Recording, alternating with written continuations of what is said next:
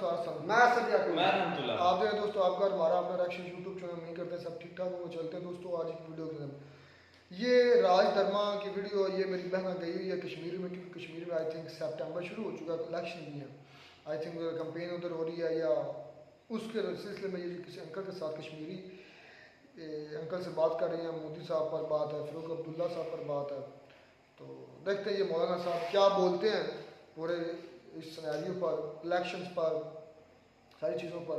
देखते हैं दोस्तों पहले वीडियो इस पर बात। हम इन्हें बंदूक उठाई, हमने ही बंदूक छोड़ दी। क्यों छोड़ी आपने बंदूक?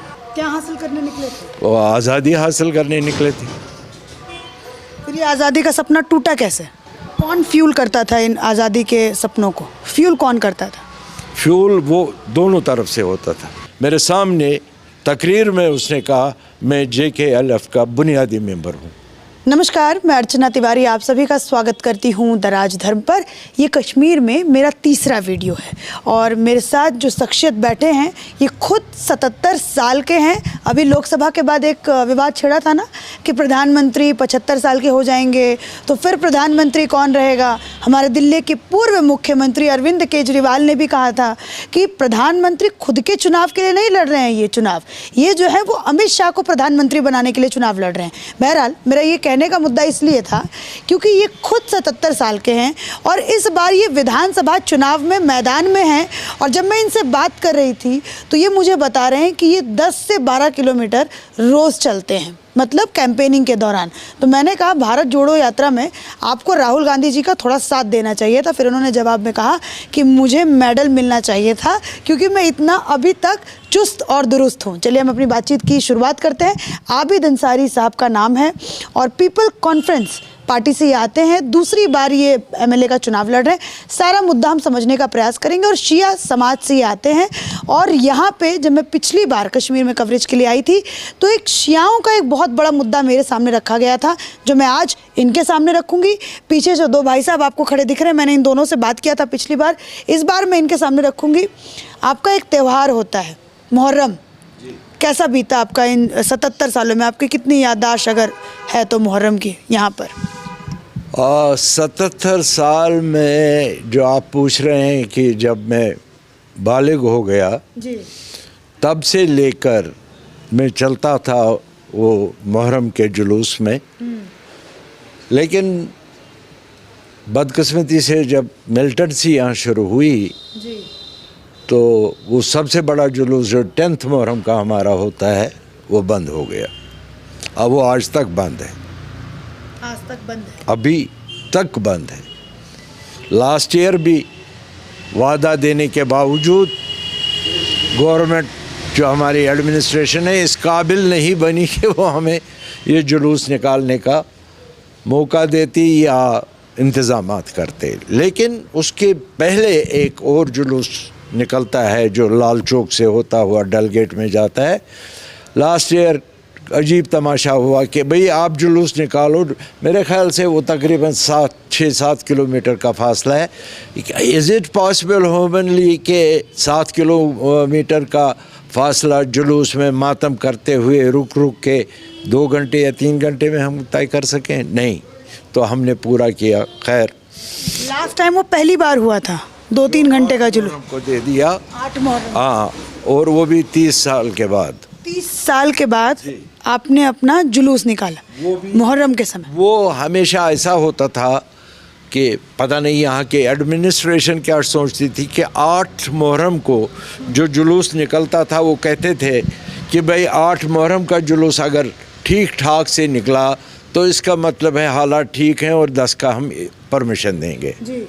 इस साल 8 मुहर्रम का जुलूस बड़ा ठीक ठाक तरीके से निकला जिसमें लाखों लोगों ने शिरकत की, लेकिन फिर भी मुहर्रम 10 मुहर्रम जो असल मुद्दा हमारा है उसकी परमिशन नहीं मिली।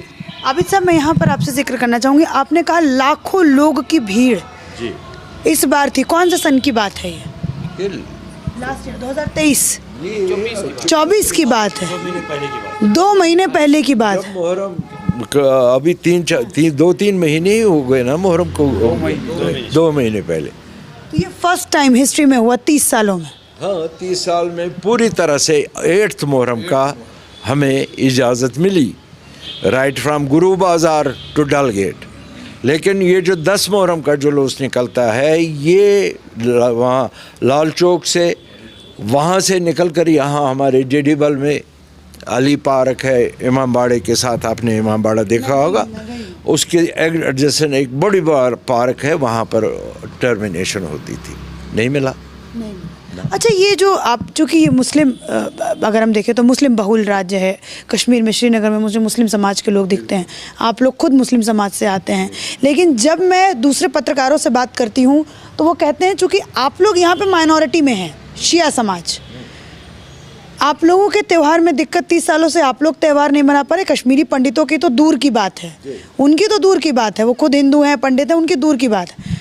आप लोग अपना त्यौहार क्यों नहीं इतने सालों से मना पा रहे थे? हाँ, आपको गवर्नमेंट से पूछना चाहिए, जो परमिशन नहीं देते हैं।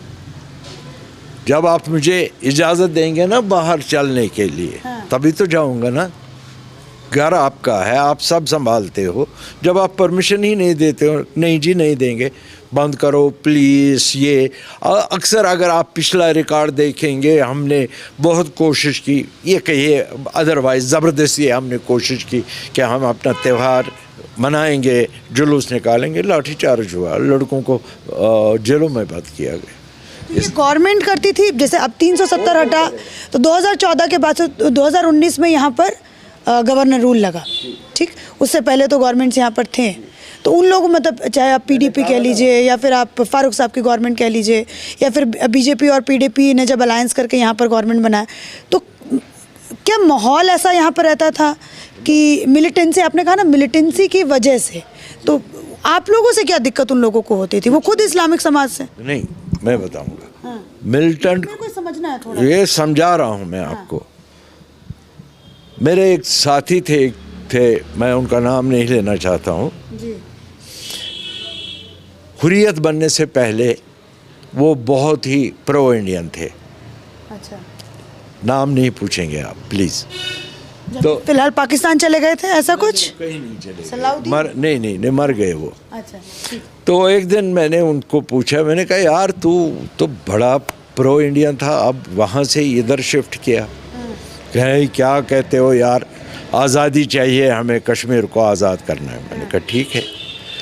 फिर कुछ दिनों के बाद, मतलब कुछ महीनों के बाद फिर मिला, कह रहे यार तुमसे मिलना ज़रूरी है। मैंने कहा बोल।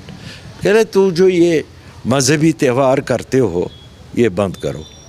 मैंने कहा क्यों? कह रहे हम दुनिया को कहते हैं कश्मीर एबनॉर्मल है, नॉर्मल सी नहीं है, वहाँ हालात ख़राब, मार दाड़ है, लोगों को मारा जाता है, कत्लेआम हो रहा है। जब तुम लोग ये फंक्शन करते हो तो दुनिया को पता चलता है वहाँ हालात नॉर्मल है। अच्छा। ये तो उसकी थिंकिंग थी, मतलब दुनिया को ये दिखाने के लिए कि कश्मीर अभी टर्बुलेंस में है, कश्मीर में टर्मोइल है। हमने वो नहीं देखा। हमने घर में ही सही, अपनी लोकलिटी में ही सही, अपने मजहबी त्यौहार मनाए। हमें जो हमारे भाई हैं, सुन्नी भाई हैं, उन्होंने हमें सहायता की, उन्होंने हमें कोई उसमें रुकावट नहीं डाली। कसम खा के ये बात बोलेंगे? ये कौन सा कसम खाना है आप बताएं? कुरान की कसम। कुरान से बढ़कर कुछ है? वो है खुदा। जी। I swear by my God. हमारे सुन्नी भाइयों ने कभी हमें एतराज़ नहीं किया, सिर्फ उस ग्रुप ने एतराज़ किया जो हुर्रियत चला रहे थे। और उनका कारण क्या था? वो दिखाना, हाँ, कि आप फंक्शन करते हो तो लोगों को जब पता चलता है वहाँ नॉर्मल सी है। वजह तो यही था, और क्या वजह हो सकती? मतलब ये कि अगर आप पूजा के लिए यहाँ सड़क पर बैठते हैं, इधर से कोई गुजरे कहे यार यहाँ तो कुछ नहीं है, देखो कैसे आराम से पूजा करते हैं। उनका मतलब था ये मत करो ताकि हम लोगों को बताएं वहाँ मजहबी आज़ादी भी नहीं है। That was not right. आज हुर्रियत की क्या, हम लोगों के सबके सामने है कि जो हुर्रियत के बड़े बड़े नेता हैं वो जेलों के अंदर हैं, सलाखों के पीछे हैं। कश्मीर के अंदर जो हुर्रियत की कॉल्स होती थी वो बंद है, पथराव बंद है, हम बाहर से जो हम सब कुछ बंद है, सब कुछ नॉर्मल है। क्या कहना ठीक है? कश्मीर अच्छी हालत में है? आप कह रहे हो ना? नहीं, मैं आपसे पूछ रही हूँ। मैं पूरा नहीं मुतमईन हूँ कि कश्मीर नॉर्मल है। फिर आपका क्या वक्तव्य है वो बताइए। मतलब ये है कि अब देखिए, आए दिन हम सुनते रहते हैं कि फ़लाँ जगह एनकाउंटर हुआ, इतने मिलिटेंट मारे गए, फ़लाँ जगह ये हुआ, शुपियन में ये हुआ, पुलवामा में ये हुआ, बारामूला में, मच्छर में ये हुआ। अगर नॉर्मल है तब तो ये चिट्टे पुट्टे वाक़ा नहीं होने चाहिए था ना। ये कभी कश्मीर की हिस्ट्री में कभी हुआ नहीं है। मैं बताऊंगा आपको कि कश्मीरी जो था, अगर किसी महल्ले में किसी वजह से दो गुरोह में, दो घरों में लड़ाई होती थी, उसमें अगर कोई मर जाता था तो पूरा इलाका परेशान हो जाता था। क्या यार, ये कत्ल हो गया, ये नहीं होना चाहिए था। आज वो हालात नहीं है। अब देखिए, अगर आप लेंगे कि जब से मिलिटेंसी यहाँ शुरू हो गई, पहली दाड़, पहली मार जो मिलिटेंटों ने कश्मीरियों पर की, बहुत लोगों को मारा। चाहे वो पंडित, वो तो हमारे भाई ही थे, चाहे वो मर गए चाहे हम मर गए, इंसान ही मरा ना। फिर उसके बाद 96 में फारूक साहब आए, पोटा का इस्तेमाल किया, बाकी कानून का इस्तेमाल किया, कुछों को अंदर किया, कुछों को मार डाला। बहुत से हमारे बच्चे मर गए, बहुत से जवान हमारे भाई मर गए। उसका सेहरा किसको जाएगा, फारूक अब्दुल्ला को या मुझे? पोटा किसने लाया, सेफ्टी एक्ट किसने लाया? उसी ने तो लाया। मारे गए कश्मीरी। आज फिर तगलब कर रहे हैं, दौड़ धूप कर रहे हैं। फारूक साहब बड़े शदमद से कोशिश कर रहे हैं फिर इक़्तिदार में आ जाएं। हमने तो देखा है, हमने उनके साथ, फारूक अब्दुल्ला के साथ काम भी किया है, लेकिन हर वक्त उसके जहन में सिर्फ एक ही चीज़ सवार होती है, इक़्तिदार, पावर। हाँ, ये होना चाहिए। जो भी इलेक्शन लड़े, जो भी इस मैदान में आए, जो इस फील्ड में आए, उसको ये जहन में रहना चाहिए कि मुझे लोगों की बेटरमेंट के लिए काम करना है, न कि मारदाड़ के लिए काम करना है। रही सही कसर जो की तो वो PDP ने की, महबूबा जी ने। एक इंटरव्यू में उन्होंने कहा कि बच्चे क्या करने जाते हैं बैंकरों के पास, वहाँ क्या टॉफ़ी मिलती है, गोली नहीं मिलेगी वहाँ से। वो भी तो हमारी चीफ मिनिस्टर थी। मोदी के बारे में क्या सोचा? मोदी साहब को तो मैं जानता नहीं हूँ, कभी उनके साथ इंटरेक्ट हुआ नहीं। कमिटमेंट हम ये करेंगे, अगर मोदी जी को हमारे कश्मीरियों के दिल में दर्द हो, जैसा वो कहते हैं सबका साथ सबका विकास, हमारा न विकास होता है न साथ होता है। सही कह रहे हैं, विकास नहीं हो रहा है आप लोगों। क्या विकास हो रहा है ज़रा बताइए। ये चंद लोगों को स्मार्ट सिटी के ठेके देकर आपने समझ लिया कश्मीर ठीक हो गया? कितना सिकंडल है उसमें, वो बाद में पता चलेगा ना। जब मैं नौजवानों से बात करती हूँ तो वो कहते हैं कि जी देखिए, हमारा जम्मू भारत में एक ऐसी जगह है जहाँ पे IIM भी है, जिसको मैनेजमेंट में अच्छा करना है वो जम्मू चला जाए, एम्स भी है, जिसको डॉक्टर बनना है वो एम्स चला जाए, IIT भी है, जिसको इंजीनियरिंग करनी है वो जम्मू चला जाए। हमारे दिल्ली में भी ये फैसिलिटी नहीं है। हाँ, मुझे यूथ ये कहते हैं। ठीक है, अगर आपने जम्मू में किया, हमारे लिए भी करना था ना। जम्मू और कश्मीर अलग थोड़ी ना है, दो स्टेट अलग अलग दूर दूर हैं। कश्मीर का बच्चा सुबह गाड़ी में जाकर जम्मू में नहीं पढ़ेगा ना। हॉस्टल्स होते हैं आबिद साहब, वहाँ पे हाई क्लास हॉस्टल्स बने होते हैं। क्या इसको विकास मानते हैं कि नहीं मानते हैं? ये तीनों इंस्टीट्यूशंस का जम्मू में बनना, इसका विकास मानते हैं कि नहीं? ये मैं मानता हूँ, जम्मू में हो गया होगा, कश्मीर में नहीं। आप बताइए मुझे एक बात, आपने सुना है कभी कि यहाँ दरबार मुँह होता था? हाँ, मैंने सुना है। उसके बारे में आपका क्या ख्याल है?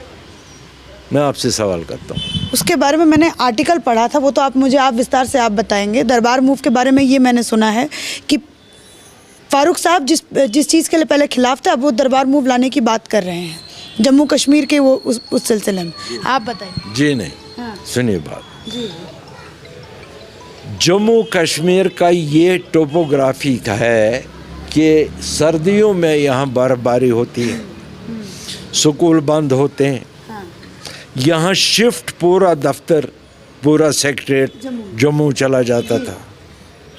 उससे दो फायदे होते थे। यहाँ के लोग जम्मू जाके, कश्मीरी लोग जाके जम्मू में अपने जम्मू वाले भाइयों से इंटरेक्ट करते थे, मिलजुल जाते थे, मिलजुल जाते थे। बच्चे बच्चियाँ, हमारी बहनें माएँ जाके शॉपिंग करती थी, बड़ी बड़ी नई नई चीज़ें मिलती थी। ठीक है, तो हमारे कुछ मुलाजिम उधर जाके काम करते थे। 6 महीने, ये महाराजा के वक्त से था, ये मैंने नहीं किया, महाराजा के वक्त से ये चला आ रहा था। बंद किसने किया? जी नहीं। इल्ज़ाम गलत क्यों? आपके एलजी साहब ने, एलजी साहब ने ऑर्डर निकाला, नो, वहाँ भी रहेगा, यहाँ भी रहेगा। नतीजा ये हुआ, जो हम एक साथ मिलते जुलते थे उसमें थोड़ी सी दूरी हो गई। जम्मू वालों को एक तासुर दिया जाता है, कश्मीरियों को दूसरा तासुर दिया जाता है। लेकिन मैंने तो पढ़ा है कि फारूक साहब ने इसको बंद करा है। फारूक साहब ने इसको बंद करा है। फिर अभी ये इलेक्शन में दरबार मूव लाने की वापस से बात कर रहे हैं। बात है, दरबार मूव फिर आता है, आता नहीं। हाँ, ये मैंने पढ़ा है फारूक साहब के। पढ़ने की बात अलग है, हकीकत ग्राउंड रियलिटी कुछ और है। ये आप पता कर सकते हैं, जाके मनोज जी से पूछिए कि ये दरबार मूव बंद क्यों किया। बहाना ये बना, खर्चा ज़्यादा होता है, गाड़ियाँ लगती हैं, फाइलें जाती हैं, बाकी चीज़ें जाती हैं, अकोमोडेशन की। वहाँ तो ऑलरेडी सब कुछ बना हुआ था, क्वार्टर्स हैं, बाकी जगह जो महाराजा के वक्त से चला। आपके लिए नया नहीं बनाना था, इंफ्रास्ट्रक्चर नहीं बनाना था, किसी के लिए अकोमोडेशन की प्रॉब्लम नहीं थी वहाँ जम्मू जाने में। वो जाता था आराम से, बच्चों को ले जाते थे, वो बेचारे सर्दी से बच जाते थे। ये मनोज ने कहा कि नहीं, दरबार मूव ख़त्म करो, इसमें खर्चा ज़्यादा होता है।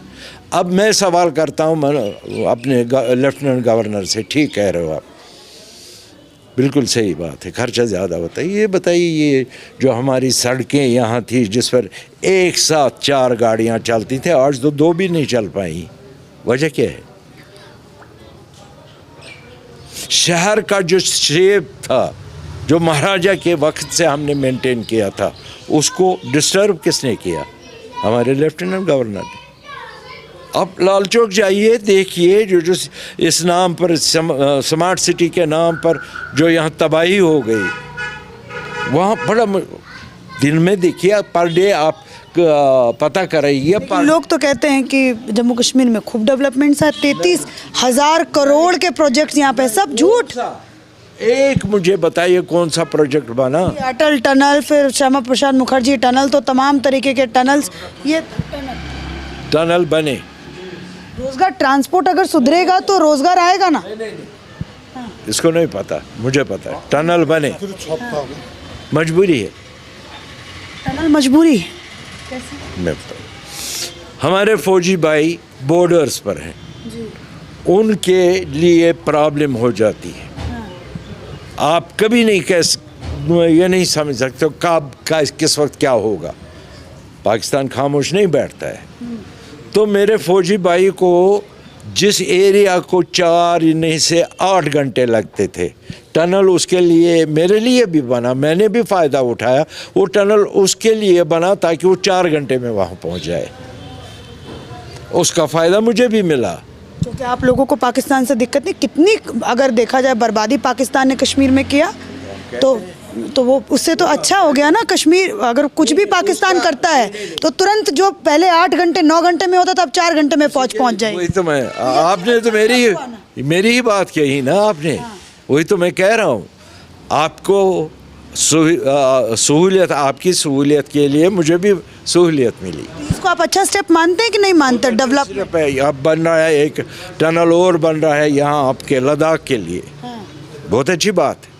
तो गवर्नमेंट का इस चीज़ पे अप्रिसिएशन करना चाहिए कि नहीं करना चाहिए? गवर्नमेंट का, जिसने बनाया, स्टेट गवर्नमेंट का काम नहीं है। हाँ, तो हम शुक्रगुजार हैं। कह रहा हूँ, जो शुक्रगुजार नहीं रहेगा तो वो गुनाह है।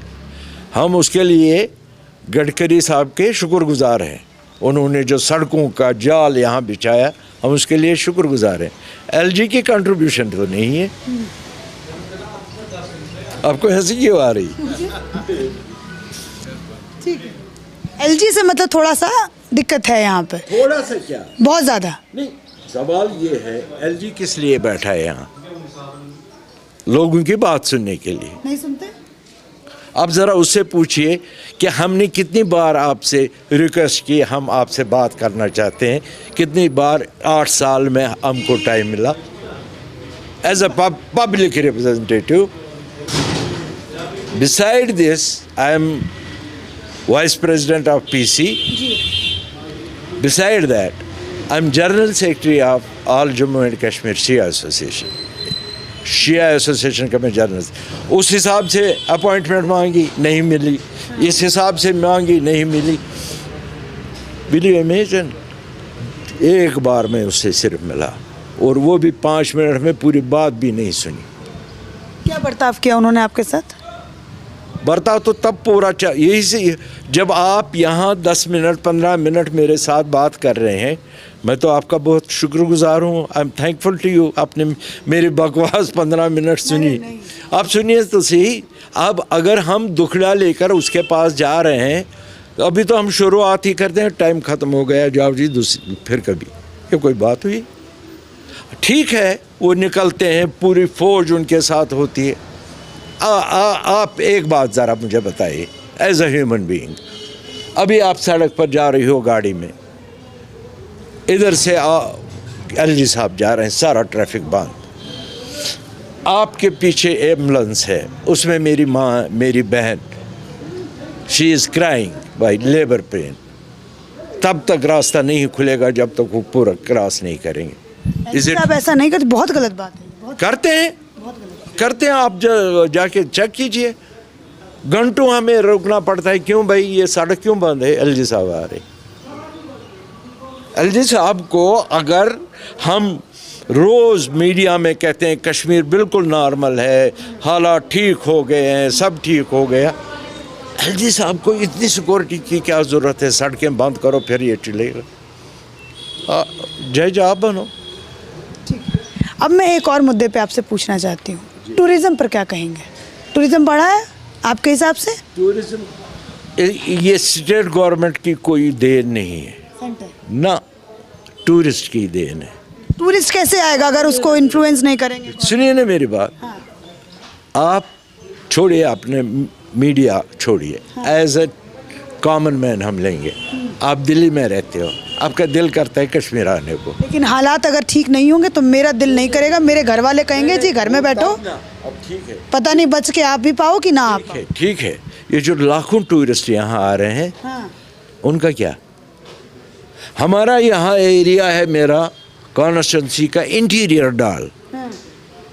जहाँ सिर्फ बोट में जाया जा सकता है। आप चलिए मेरे साथ, मैं दिखाऊंगा कितने अच्छे अच्छे छोटे कमरे बनाए हैं हमने टूरिस्टों के लिए। टूरिस्ट के लिए हमारा दिल हमेशा खुला था, हमारी आंखें उनकी तलाश में थी। लेकिन मैं डल की तरफ जाती हूँ, वो तो कहते हैं कि 2-3 सालों में इतना फुटफॉल हुआ है टूरिज्म का कि जिसका कोई अंदाज़ा नहीं है। तो इसको किसको श्रेय देंगे आप? टूरिस्ट को देंगे या फिर टूरिस्ट को? यहाँ भी गवर्नमेंट को नहीं? फैसिलिटी बताइए गवर्नमेंट की क्या है टूरिस्ट के लिए? हालात ठीक करना। कौन से हालात किसने ठीक किए वो अलग बात है। किसने ठीक किया, मैं आपसे समझना चाहती हूँ। आप यहाँ के एमएलए कैंडिडेट हैं, हालात यहाँ पे किसने ठीक किया? लोगों ने खुद ठीक किए, हमने खुद अपने हालात ठीक किए। हमने बंदूक उठाई, हमने ही बंदूक छोड़ दी। क्यों छोड़ी आपने बंदूक? क्योंकि हमको पता चला कि बंदूक से कोई फ़ायदा नहीं निकला। आपको कैसे पता चला कि बंदूक से फ़ायदा नहीं है? कि इतने मारदाड़ होने के बाद हमें कुछ हासिल ही नहीं हुआ। क्या हासिल करने निकले थे? वो आज़ादी हासिल करने निकले थे। फिर ये आज़ादी का सपना टूटा कैसे? ऐसे टूटा कि हमारे बहन, हमारे भाई, हमारे लड़के, हमारे जवान लाखों में, हज़ारों में जेल में और कब्रिस्तानों में। कौन फ्यूल करता था इन आज़ादी के सपनों को? फ्यूल कौन करता था? फ्यूल वो दोनों तरफ से होता था, पाकिस्तान से भी और हिंदुस्तान से भी, इंडिया से भी और पाकिस्तान से भी। यहाँ पे कौन ऐसे नेता थे जो आप लोगों की आइडियोलॉजी को फ्यूल करते थे यहाँ पे नेता? बता रहा हूँ ना। नाम बता सकते हैं? फारूक अब्दुल्ला। वो कहते हैं अपने आप को मैं नेशनलिस्ट हूँ, मेरे 10,000 लोग जो हैं वो मरे हैं क्योंकि मैं प्रो इंडिया की बात करता। उसके 10,000 लोग आप कह रहे हैं वो फ्यूल करते थे आज़ादी के? उसके इतने औलाद हैं 10,000। वो तो कौरव और पांडवों से भी आगे निकल गया। कौन से उसके 10,000 आदमी मर गए? मैं उससे आपके वसासत से एक सवाल करना चाहता हूँ। फारूक साहब को अगर याद होगा कि दिल्ली से जब यहाँ मिलिटेंसी पीक पर थी, दिल्ली से होम मिनिस्ट्री से वो पैसा लाते थे अपने वर्करों के लिए। उनके पास खाना नहीं, वो बाहर निकल नहीं सकते, वो माइग्रेंट हो गए, वो जम्मू में बेरोज़गार हैं, खाने पीने के बगैर हैं, वहाँ से पैसा लाते थे होम मिनिस्ट्री से। वो पैसा कहाँ गया? किसी को मिला? क्या कहता है फारूक अब्दुल्ला? मेरे सामने मैंने खुद, आपने भी कहा मेरी उम्र 77 है, फारूक में मुझसे 3-4 साल बड़ा है। लाल चौक में जब शेख अब्दुल्ला ने इंदिरा गांधी के साथ अकॉर्ड करने के बाद हुकूमत संभाली, उनका इस्तकबाल किया गया। लाल चौक में लोग उनको बेवकूफ़ बनाया। उन्होंने सोचा पता नहीं शेख अब्दुल्ला ने क्या लाया होगा, उन्होंने वही लाया एक कुर्सी चीफ मिनिस्टर की, वज़ीर आज़म की नहीं। मेरे सामने फारूक अब्दुल्ला ने एक स्टेज बना था बड़ी बड़ी बसों का। ये मुझे ऐसे याद है जैसे कल हुआ है। मेरे सामने तकरीर में उसने कहा मैं JKLF का बुनियादी मेंबर हूँ। फारूक साहब ने? जी। आज वो कहेंगे मैं दूध का दूल्हा हूँ। मंदिर में जाएंगे राम राम करेंगे, मस्जिद में जाएंगे अल्लाह अकबर करेंगे, मस्जिद आस्थान पर जाएंगे लोगों को कहेंगे नमाज पढ़ो, खुदा से डरो। अरे यार तुम उस वक्त नहीं डरा जब तुमने ऑर्डर दिया लोगों को कत्लेआम करो, उस वक्त तो डरना चाहिए था। ह्यूमन बीइंग, आपको किसने हक दिया है किसी को मारने का? उस वक्त तो फारूक साहब नहीं थे। फारूक साहब बताइए आप भागे क्यों यहाँ से लंदन? अगर हम यहाँ मिलिटेंसी में चाहे कुछ भी हुआ हम यहीं टिके रहे, हम भागे तो नहीं। आप हमको माइग्रेंट नहीं कह सकते हो। और दूसरी बात में दावे के साथ कह सकता हूँ, हमारी कम्युनिटी में से एक भी आदमी बाहर जम्मू तक नहीं गया, माइग्रेशन नहीं किया, हम यहीं रहे। फारूक साहब कहाँ? लंदन में बैठे अपने बच्चों को लेकर। आज तो ये हालत है। अब पहले शेख अब्दुल्ला, उसके मरने के बाद अब फारूक अब्दुल्ला के बाद उसका बेटा उमर अब्दुल्ला। कल मैं अपनी कॉन्स्टिट्यूंसी में टूर कर रहा था एक तरफ, तो देखा कि उमर अब्दुल्ला के 2 साहिबजादे, इतनी सिक्योरिटी उनके आगे पीछे। हम टिक रहे, भैया हमें जाना है, हमें रास्ता दो। ये नादिर शाही कब तक चलेगी? बादशाही कब तक चलेगी? डायनेस्टी पॉलिटिक्स खत्म होनी चाहिए। कोई डायनेस्टी पॉलिटिक्स नहीं होनी चाहिए। किसी ने वो किया, किसी ने ये ठीक है। मैं एक आपके सुर मिल रहे हैं मोदी जी से थोड़े से, वही डायनेस्टी पॉलिटिक्स वाले। मैं सुर मिलने की बात नहीं। आपको मैं बताऊं, चाहे कोई भी आदमी हो, वो किसी भी ज़ात से ताल्लुक़ रखता हो, किसी भी पार्टी से ताल्लुक़ रखता, अगर वो अच्छी बात कहे, लोगों की हित में कोई बात, लोगों की भलाई, उसमें कोई बुराई नहीं ना, जो लोगों के मफाद में। वो अल्लाह का बंदा है ना। मैं भी तो हूँ अल्लाह का बंदा, आप भी तो हैं भगवान के बंदे नहीं हैं आप? बिल्कुल। बस इक्वलिटी होनी चाहिए ना जी। कास्ट क्रिएट नहीं है, भगवान के पास वो नहीं है। आप जाते हो सुबह मंदिर जाते हो? नहीं, रोज़ नहीं जाते हो। वे मैंने कहा ये आपका एक्सपीरियंस है जो बता दिया। मैं रोज़ नहीं जा पाती, लेकिन मैं हाँ जाती हूँ। यूजुअली मैं कब जाती। लेकिन हम 2 बात कर रहे हैं, मैं लोगों की बात है, मैं अपनी बात करूँ। मैं रोज़ सुबह 4 बजे उठ के मुँह हाथ धो के खुदा के हाज़िर में अपना सर झुकाता हूँ। ऐ खुदा, तुमने मुझे पैदा किया, मुझे वो हौसला दे ताकि मैं लोगों के काम आ जाऊँ। क्या और क्या? अच्छा, अब आपके पास चूंकि समय भी कम है, पीछे से मुझे लोग इशारा कर रहे हैं बंद कीजिए, बंद कीजिए, बंद कीजिए। मेरे पास बहुत समय है। बात करूँ ना आराम से मैं? ठीक है। तो ये जो इलेक्शन, शौक से बात कर रहा हूँ आपसे। Thank you so much sir. यहाँ पे जब आप इस इलेक्शन में जब आप घूमते हैं तो इस इलेक्शन में मुझे लोग बताते हैं कि बहुत शांति से ये इलेक्शन हो रहा है, इस बात को मानते हैं कि नहीं मानते? मतलब मुझे आप बताइए ये इलेक्शन दूसरे इलेक्शन से कैसे अलग है? और फिलहाल शांति है। पिछला इलेक्शन जो था 2014 में, उसमें पार्टिसिपेशन बहुत कम थी, बहुत कम थी। लोग पूरी तरह ज़हनी तौर तैयार नहीं थे इलेक्शन के लिए। अच्छा। वो ये कहते थे कि जो पिछले लीडरान थे, पार्टियां थी, उन्होंने बड़े बड़े वादे किए इलेक्शन में, लेकिन हमारा कोई काम नहीं, कोई वादा पूरा नहीं है, इसलिए बदजन हो गए थे। अच्छा, बॉयकॉट कर दिया। बाइकाट कर दिया। ठीक है। उसके बाद एक और टर्न मिला, यार एक बार फिर हम कोशिश करेंगे, शायद ये हमारे नेता सुधर जाएं, हमारा काम हो जाए। मुझे नहीं लगता कोई काम होगा। ये मेरे वोटर ही नहीं है, ये मेरे कार्यकर्ता भी हैं, इन्होंने मुझे वोट दिया है, ये इसी वेसिनिटी में रहते हैं। मैं अंदर जाता हूँ, इनसे आप अलग अलग पूछिए, हर एक अपना बताएगा मेरे महल्ले में कितना काम हुआ है 18 महीने में।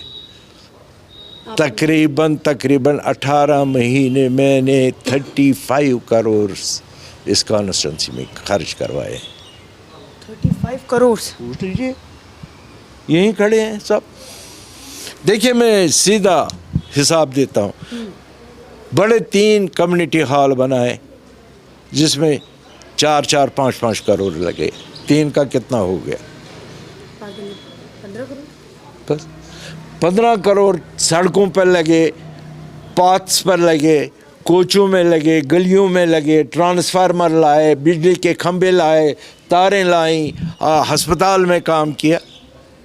15 करोड़ क्या चीज़ है? अच्छा, पिछले इलेक्शंस में गन, फिर उसके बाद मिलिटेंट, फिर उसके बाद हालात ख़राब, ये सब कुछ फैक्टर रहता था क्या पिछले इलेक्शन में? थोड़ा सा डर भी रहता था डर? जी, आज तो नहीं है आज नहीं ना, आज कोई डर नहीं। किसी से भी पूछिए, आज कहता है, हर एक कहता है मैं वोट डालूंगा। अभी मैं वीडियो शूट करके आई हूँ जिसमें 5 लोग मैंने अपने वीडियो में बिठाए थे और वो पाँचों के पाँचों कह रहे हैं कि हम इस बार वोट नहीं करने वाले। क्यों? हम भारतीय कॉन्स्टिट्यूंसी में बिलीव नहीं करते। वो उनके अपना नज़रिया है, वो उनका अपना नज़रिया है जी। और हमारा नज़रिया कुछ और है। हम पैदा हुए हैं हिंदुस्तानी, हम जिंदा हैं हिंदुस्तानी, हम मर जाएंगे हिंदुस्तानी। क्या बात है, इस बात पर ताली होनी चाहिए, इनकी ताली आप लोग की। अच्छा, एक मैं लास्ट आपसे पूछूंगी इस बार कि जितने कैंडिडेट्स इस बार इंडिपेंडेंट, आप देख लीजिए कितने कैंडिडेट्स इंडिपेंडेंट, तो ये बदलते हुए कश्मीर को आप थोड़ा सा भांप पा रहे हैं क्या कि थोड़ा सा बदल रहा है कश्मीर? जो पहले जितना भी दाग धब्बा जो था वो सब खत्म होकर के अब कश्मीर। अच्छी बात है, शौक है हर एक को, मैं भी लड़ूं इलेक्शन, मैं भी लड़ूं। इतने कैंडिडेट्स, इंडिपेंडेंट कैंडिडेट्स आ गए, उनका शौक है भाई, शायद मैं ही जीतूं, शायद लोगों के दिल में मेरी ही बात उतर जाए, मुझे ही वोट मिल जाए। आपकी 77 साल की उम्र में ये पहली बार ऐसा हो रहा है? हाँ, इतना मेरे ख्याल से हमारी कॉन्स्टिट्यूंसी में 15 कैंडिडेट हैं शायद, एक कॉन्स्टिट्यूंसी। एक कॉन्स्टिट्यूंसी। बहुत अच्छा लगा आबिद साहब आपसे बात करके, बहुत अच्छा लगा, थैंक यू सो मच। तो ये एक एमएलए भी रह चुके हैं, 1.5 साल 18 महीने उन्होंने काम भी किया। इन्होंने बताया कि ये सब कुछ हमने इतना अपने कॉन्स्टिट्यूंसी में काम किया। ये कॉन्स्टिट्यूंसी का नाम क्या? जडीबल इस कॉन्स्टिट्यूंसी का नाम है। दोबारा ये मैदान में है और हमने देखा कि क्या कुछ पूरे तमाम डायनेस्टी पॉलिटिक्स कहिए, कश्मीर के ऊपर कहिए, डेवलपमेंट्स कहिए, हमने सारे मुद्दों पर एक तो जी दोस्तों, वीडियो होगी ख़त्म। अच्छा, पहली बात तो ये है कि ये जो अंकल थे ये खुद एक पॉलिटिकल लीडर है, जारी बात है, कंपेन कर रहे हैं। तो जो मेन पॉइंट था इस पूरी वीडियो में जो मुझे नज़र आया वो ये था कि मोदी साहब का जो नारा था ना, मतलब कि ये अंकल के मुताबिक, मैं उसकी अब बात करूँ फिर मैं अपनी बात करता हूँ। मोदी साहब का जो नारा था कि सबका साथ सबका विकास, तो इस अंकल ने कहा, मोदी साहब ने मतलब ये जो नारा लगाया ये सिर्फ एक नारा है, कश्मीर के अंदर ऐसा नहीं है क्योंकि 2 स्टेट्स वो स्मार्ट सिटी के जो स्कैम है उनके बारे में सुन रहा हूं। मैं उधर भी आता हूँ। तो उन्होंने कहा कि कश्मीर में ज़रूर हो रहा है, जम्मू में ही हो रहा है, वो जो स्मार्ट सिटी कहाँ बन रही है, श्रीनगर श्रीनगर। Srinagar smart city. तो उधर वगैरह बिल्कुल काम हुआ है। जो जिस एरिया में ये है ना, ये कश्मीर में है ना, जम्मू कश्मीर में वो कह रहे हमारे यहाँ अभी इतना जो डेवलपमेंट है वो काम नहीं हो रहा, हमारे साथ विकास या साथ वाला काम नहीं है। तो उस पर जो मेरी बहन थी, उसका मुझे नाम अर्चना तिवारी, अर्चना, अब तो इसका नाम भी याद हो गया। अर्चना तिवारी ने कहा कि जो उधर नौजवान युवा है, ये नौजवान जो हैं वो कहते हैं कि हमें इधर IIM वो जो उनके इदारे हैं जिसमें IT का करते हैं, मेडिकल करते हैं और दूसरे शोबाजात में जो मतलब होते हैं, उनके लिए वो कहा कि हमारे लिए यूनिवर्सिटीज़ हैं ये उधर कश्मीर का। तो उस अंकल ने कहा कि भाई मुझे तो नहीं नज़र आती। तो उस अंकल को मेरा जवाब ये है कि जो उसने ये नहीं कहा कि मुझे नजर नहीं आती, उसने कहा कि उसको उस पर जाने के लिए हमें श्रीनगर जाना पड़ता है, जम्मू में। भाई बात ये है, खुद यहाँ पर उसने कहा कुछ नहीं। अंकल खुद मान रहे हैं कि मैं खुद स्टोन पेल्टर था, मैं खुद बंदूक उठाई, मैं खुद बंदूक से लड़ा, मैं अब बात उधर लेकर आऊँगा। तो आज अगर इसने बंदूक छोड़ी है, क्यों छोड़ी है? अगर उसको सपोर्ट थी, माना खुद माना पाकिस्तान से भी इसको सपोर्ट थी, कहा मैं दोनों तरफ से सपोर्ट थी, पाकिस्तान से भी थी और इंडिया के अंदर से भी थी। इंडिया के अंदर किसके मुराद है जो इधर उनके एजेंट्स काम कर रहे हैं। बेसिकली अगर इन दोनों चीज़ों को कंबाइन किया जाए ना, जो वो कह रहा था मुझे अंदर से भी सपोर्ट थी, बाहर से भी सपोर्ट थी, तो सिंपली बात पाकिस्तान पर भी आती है, सिंपली, क्योंकि अंदर से सपोर्ट वही करेंगे ना, इंडिया के अंदर से इसको बंदूक उठाने पर कश्मीर की आज़ादी के लिए लड़ने के लिए वही करेंगे जो पाकिस्तान के हामी होंगे या पाकिस्तान के बनाए हुए टाउट होंगे। ठीक है, ये बात तो आप ऐसे भाई आप मोटे सी बात है, समझ गए होंगे। तो बात अब आती है IIM पर, उन अदारों पर, तो वो मैंने खुद बनते देखे। और यार उसने बनने से इनकार नहीं किया कि वो नहीं है, उसने ये बात की कि यहाँ पर कुछ नहीं है। तो भाई जम्मू में आना, हमारे लड़के यहाँ से कैसे बस पर चढ़ कर हर रोज वहाँ पर जाएं, खर्चा काम शुरू हो चुका ना। तो उसने बात ये जम्मू और कश्मीर जो है ये कौन सी छोटी सी स्टेट है, एक दिन वही में बात साल में 2 में हो जाए, ये टाइम लगना है। अगर एक जगह से काम शुरू हो चुका है, सेंटर से काम शुरू हो चुका है, तो आस्ता आस्ता पूरे एरिया की तरफ फैलेगा। बात की ये शिकायतें जो अंकल की थी, मैं नहीं इसको वैलिड मानता। यार मेरी बात सुन, उसने कहा कि हमारे यहाँ जो महाराजा थे, महाराजा उस वक्त की जो सड़कें बनी हुई थी उसमें चार जो है ना बड़ी गाड़ियाँ वो एक साथ चल सकती थी। आज वो सड़कें कहाँ पर हैं? आज पर तो 2 मुश्किल से चलती हैं एक साथ। उसने कहा कि वो सारा जो स्ट्रक्चर वो किसने बर्बाद किया है। फिर उसने कहा कि स्मार्ट सिटी के नाम पर जो वहाँ स्ट्रक्चर था पहले वो किसने बर्बाद किया। ये उसने कहा कि हमें नितिन गडकरी साहब की बातें अच्छी हैं कि वो जाल बिछा है सड़क का, लेकिन जो पहले वाला स्ट्रक्चर है वो खराब किसने किया है? वो किधर की वो सारी चीज़ें जो इतनी मतलब वसी पैमाने पर उन्होंने बनवाई हुई थी, कुशादा सड़कें थी, मतलब जो चीज़ें पहले बनी थी कांग्रेस ने जो बनवाई थी। और नहीं, महाराजा के बदल की बात कर रहे हैं वो। अच्छा, महाराजा हरि सिंह की बात हो रही है जो पहले उनके महाराजा थे, समझ में आती बात। वो सारे कृषि के साथ कर रहे थे। उसने कहा कि जहाँ पर ये बात की जाती है कि नॉर्मली कश्मीर में बहुत पुराने तरीके से कोई काम सारे काम हो रहे हैं, कोई मसला नहीं है, तो LG मुझे तो लगता है कि लेफ्टिनेंट जनरल की बात हो रही है। तो वो कह रहा था कि जब वो गुजरते हैं तो घंटों पहले ट्रैफिक बंद कर दी जाती है। अगर इतनी नॉर्मल है LG मुझे नहीं समझ कौन किसको वो कह रहे थे, हो सकता है कोई हो सरकारी अफसर हो, मुझे शायद ये लगा। तो उसने कहा कि घंटों पहले ट्रैफिक बंद कर दी जाती है और साथ उसमें फोर्स होती है, आर्मी होती है। अगर उसने कहा कि सब कुछ ठीक है, नॉर्मल है, तो उसे इतनी आर्मी रखने की या इतना प्रोटोकॉल लेने की क्या जरूरत नहीं, है? नॉर्मल पे बात आई तो अंकल ने कहा मैं नहीं मानता, मेरा दिल नहीं मानता कि यहाँ सब कुछ नॉर्मल है। उस पर उसने बात ये की, जो बातें हुई हैं वो हम सुनते रहे।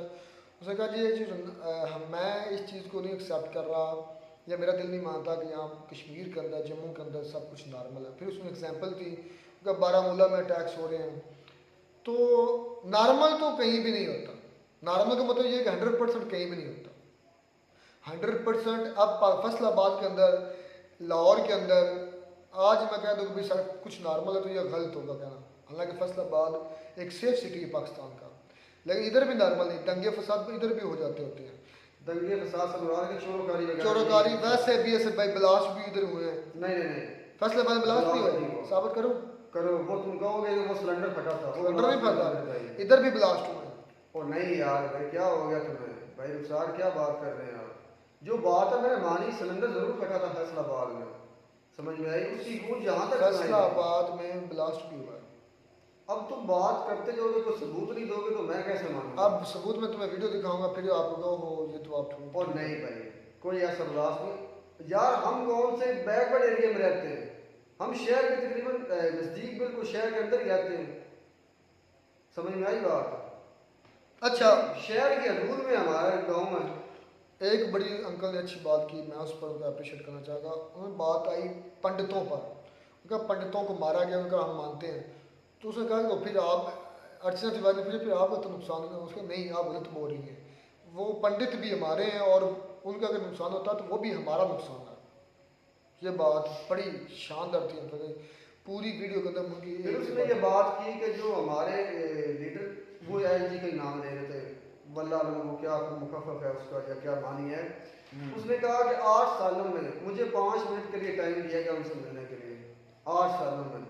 अभी उसने कहा कि मैं अपनी बात शुरू करने वाला टाइम खत्म हुआ, उसने कहा कि आपका टाइम खत्म हो गया, अब आप जाएं। उसने कहा कि अगर सबका साथ और सबके विकास वाली बात है तो हम लोग भी तो इसी कम्युनिटी में रहने वाले हैं और हमारी तादाद भी काफ़ी, तो हमें टाइम क्यों नहीं इन 8 सालों में मिला गया? उसने कहा कि हमने दोनों रिसोर्स इस्तेमाल करके देखे, हमने अहले तशरीह की जमात लेकर भी गए कि शायद हमें एक अलग कम्युनिटी के तौर पर भी देखा जाए, और सब के साथ मिलकर भी गए। तो 8 सालों में हमें टाइम नहीं मिला, हमारी बात सुनने के लिए टाइम नहीं है लोगों के पास। तो हम कैसे मान लें कि ये नारा बिल्कुल ठीक है? नहीं, मैं इस नारे को सही वैलिड मानता हूँ। मेरी बात सुनो, अब कश्मीर है बिल्कुल बॉर्डर पर, जम्मू कश्मीर जो एरिया, फिर उधर इतने अरसे से हालात ख़राब थे, अब नॉर्मलाइज हो रहे हैं। अब एक दिन या 2 साल 3 की ये बात नहीं है, कम 8 से साल की बात हो रही है मेरे भाई। मोदी साहब आए आते साथ में उन्होंने ये शुरू कर दिया। उन्होंने पहले हर चीज़ स्टेप वाइज चली है। मैं इन चीज़ को टाइम लाइन को कर देता हूँ, ये चीज़ बिल्कुल स्टार्ट हो गई थी, लेकिन स्टेप वाइज आस्ता आस्ता आस्ता आस्ता ये काम मतलब कि ये सीधे होने शुरू हुए हैं, ठीक होने शुरू हुए हैं। तो अभी तो काफ़ी हद तक मैं कहता हूँ 50 से भी ज़्यादा% तक काम ठीक हो चुके हैं। और IIT IIMs को अच्छा, फिर उसने ब्रिज की बात की, वो मतलब जो चीज़ें बनाई गई तो उसने कहा कि ठीक है इससे हमें फ़ायदा हुआ है, लेकिन ये उसने कहा कि असल बेसिक जो चीज़ है वो आम इंसान को नहीं, इनको क्या पता। उसने कहा मुझसे पूछो क्या उसने कहा कि हमारा ये जो एरिया है ना ये बड़ा क्रिटिकल है, अगर यहाँ पर कोई हंगामी सूरत हाल हो जाती है तो आर्मी को 8 से 9 घंटे लगते हैं यहाँ पर पहुँचने के लिए, तो ये इस ब्रिज के बनने से वो 4 घंटों में पहुँच जाएगी। उसने कहा कि बनाई नहीं करेंगे लेकिन डायरेक्ट इन्हीं के थ्रू हमें भी फ़ायदा हो गया। तो जो अच्छी बातें हैं वो मान रहे हैं ना कि ये काम हो रहे हैं। उसने कहा कि अगर ये कहे ना कि ये सिर्फ हमारे लिए बनाया गया तो ये बात तो यार ब्रिज पे कहाँ लिखा होता है कि सिर्फ अवाम ने गुजरना से? भाई तुम भी क्या बच्चों वाली बात कर रहे हो?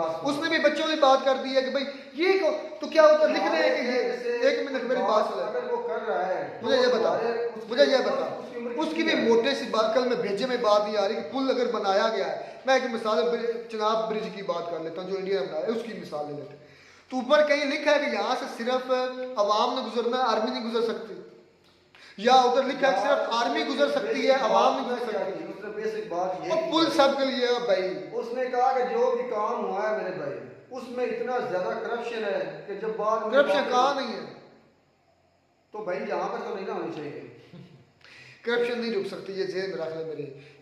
दुनिया का कोई भी कंट्री ले लेना, अच्छा ईमानदार तरीन कंट्री जापान भी ले लो, उधर भी चलो ज़्यादा नहीं 1-2% करप्शन कहीं ना कहीं हो रही है। या फिर पाकिस्तान में इल्ज़ाम लगाना तो फिर गलत होगा ना कि पाकिस्तान में सब लोग करप्ट हैं। वही भाई पाकिस्तान में रेशो के लिहाज से, परसेंटेज के लिहाज से बहुत ज़्यादा लोग करप्ट हैं। रेशो की बात होती है कि फ़र्क 100 में कितने परसेंटेज की बात हो, कितने % करप्ट है। तो पाकिस्तान में अगर मैं बात करूँ तो 100 में कम है कि 80 से 90% लोग करप्ट हैं इधर, महकमों के। आम बंदा भी करप्ट है, उसकी एग्जाम्पल है मेरे सामने। उसके बाद इंडिया की अगर मैं बात करूँ तो मैं इतना मुझे वसूख से मैं नहीं कह सकता, लेकिन इंडिया की भी मैं बात करूँ 100 में से 50% इंडिया में भी करप्शन है। साल मुझे एक बात बता, कितनी इन्वेस्टमेंट कह रहे थे कि कश्मीर में लगा? 14 बिलियन।